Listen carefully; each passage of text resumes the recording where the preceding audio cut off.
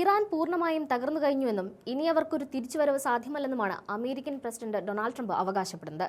Iran സൈനികമായും ആഭ്യന്തരമായും തകർന്നു കഴിഞ്ഞു, അതുകൊണ്ടൊരു സമാധാന ഉടമ്പടിക്ക് ഇറാൻ തയ്യാറായതായി ട്രംപ് പറയുന്നുണ്ട്.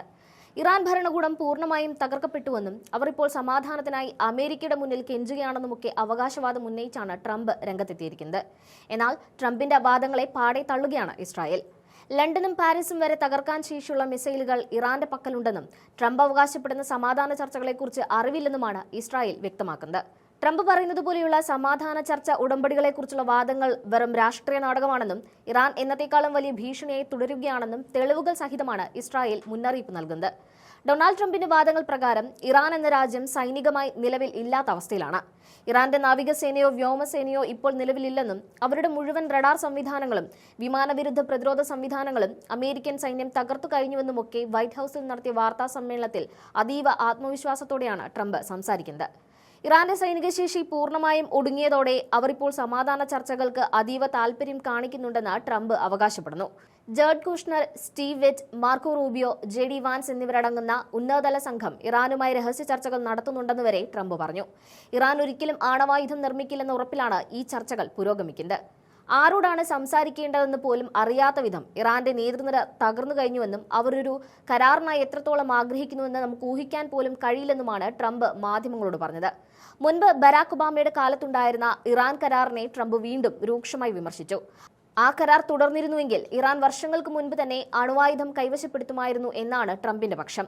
ഇറാന്റെ ആണവ കേന്ദ്രങ്ങളെ B-2 ബോംബർ വിമാനങ്ങൾ ഉപയോഗിച്ച് ഇതിനോടകം തന്നെ തകർത്തു കളഞ്ഞുവെന്നും ട്രംപ് അവകാശപ്പെട്ടു. അമേരിക്കൻ സൈന്യം ഇപ്പോൾ ടെഹ്റാൻ നഗരത്തിന് മുകളിലൂടെ സ്വതന്ത്രമായി പറക്കുകയാണെന്നും അവർക്ക് ഏത് സമയത്തും എവിടെയും ആക്രമണം നടത്താൻ കഴിയുന്ന സാഹചര്യമാണുള്ളതെന്നും ട്രംപ് പറയുന്നു.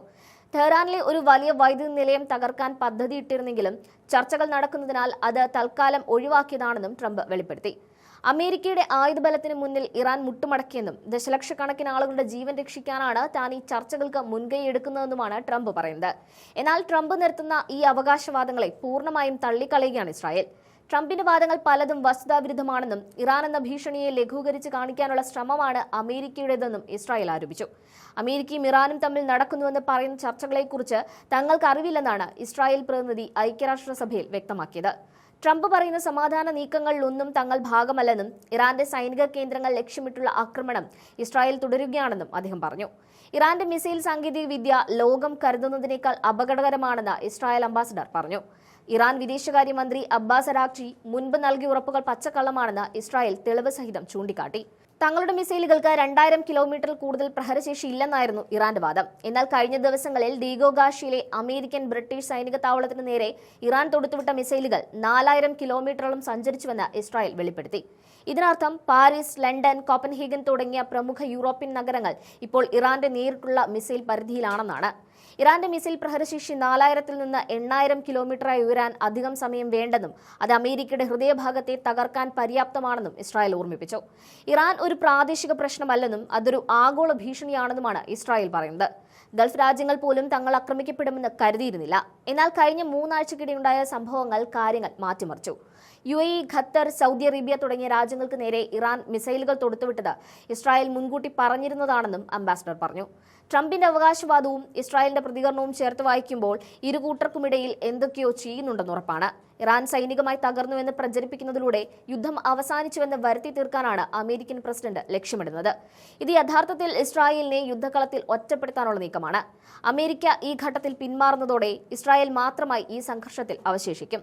ഇറാന്റെ മിസൈൽ ഭീഷണി നിലനിൽക്കെ തന്നെ സമാധാന ചർച്ചകളുടെ പേരിൽ യുദ്ധം അവസാനിപ്പിക്കാൻ ട്രംപ് തിടുക്കം കാണിക്കുന്നത് ഇസ്രായേലിന്റെ സുരക്ഷയെ സാരമായി ബാധിക്കും.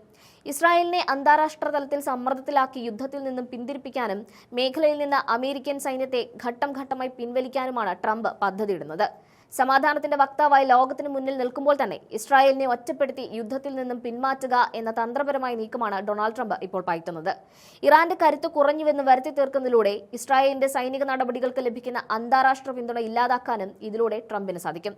ചുരുക്കത്തിൽ ട്രംപിന്റെ പുതിയ നിലപാടുകൾ ഇസ്രായേലിനെ സംബന്ധിച്ചിടത്തോളം വലിയൊരു ചതിക്കുഴിയായി മാറുകയാണ്.